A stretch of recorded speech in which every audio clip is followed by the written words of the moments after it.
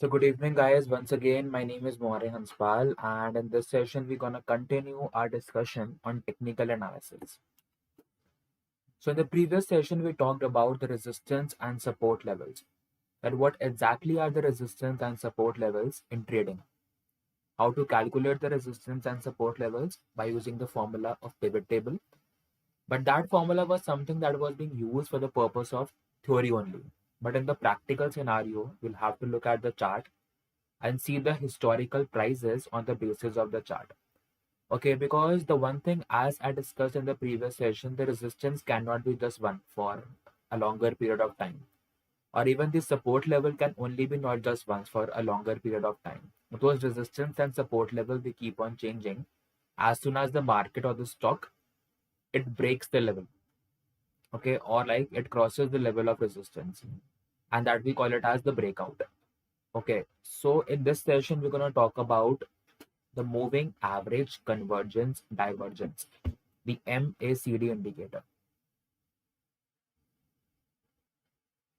MACD. It is called as an oscillator. इसको हम एक oscillator भी बोलते हैं. So what exactly is the oscillator? Oscillator is something that tells you the momentum of the market. And by momentum we means if the stock price is increasing. So we get to know that will the stock price increase in the future or not. If the stock price is decreasing, so then we get to know will the stock price decrease or not. अगर हमें लग रहा है the stock price will keep on increasing, so then we'll buy that. अगर हमको लगेगा कि stock price is going on decreasing, then we'll sell that, right? And your MACD is called your moving average convergence divergence. It is called your moving average convergence divergence. MACD, moving average convergence divergence. So before understanding this, let's first understand the purpose of SMA. What is SMA? SMA is nothing but your simple moving average.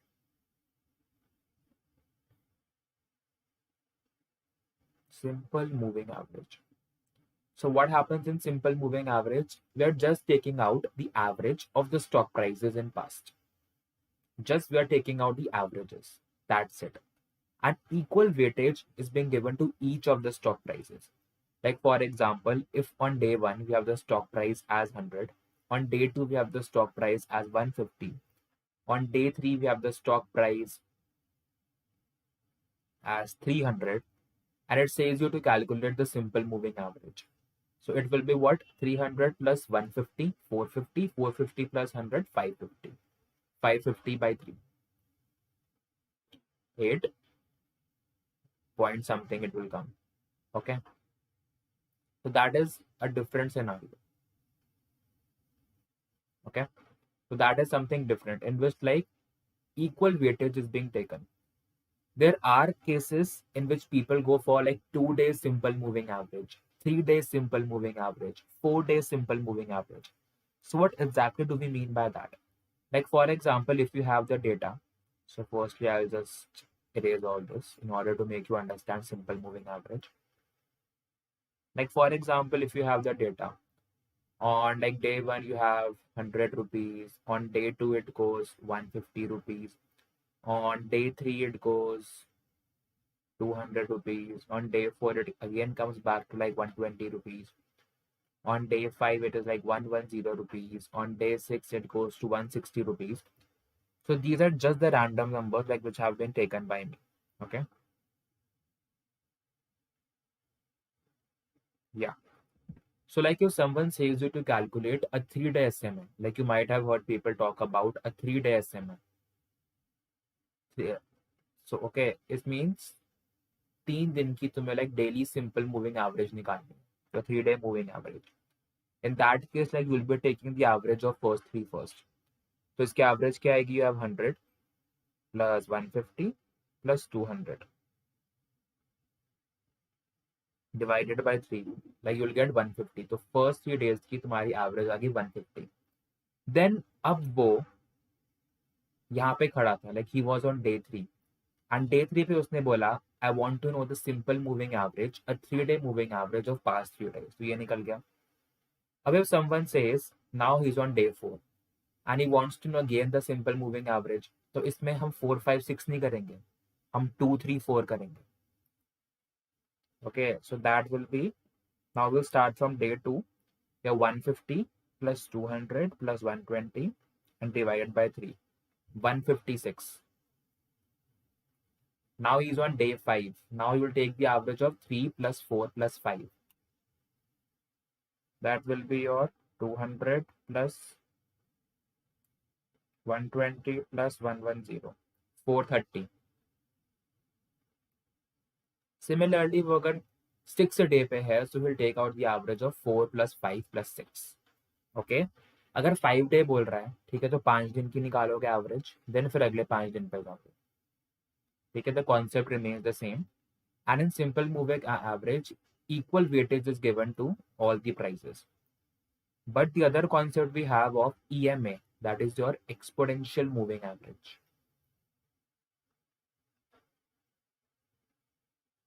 We call it as exponential moving average.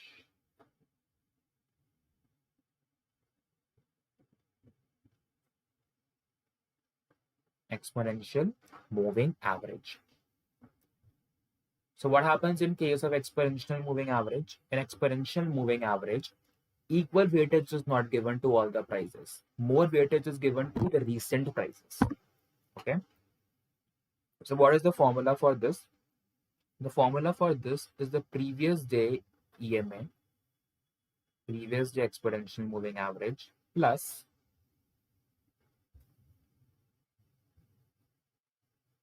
your error term into the factor. Okay, error term क्या है?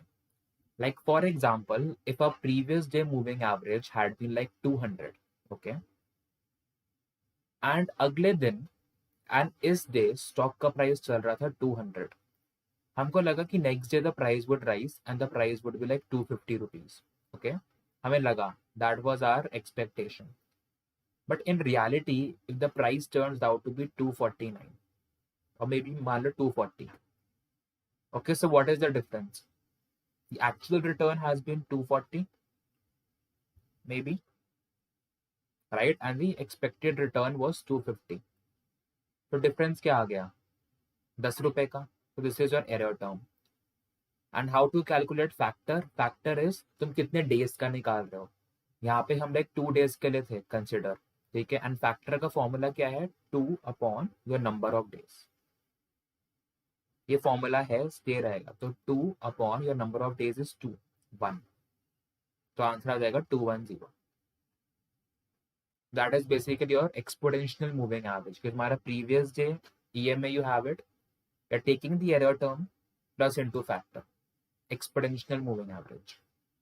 Okay, now let's go to the market and see the real world scenario. So this is the chart of Nestle, like 1 month chart. So now let's add the indicator of SMA. So leave it. Let's first understand like one more concept, like in which we take both your SMAs and EMAs and then we'll plot it all together. Okay.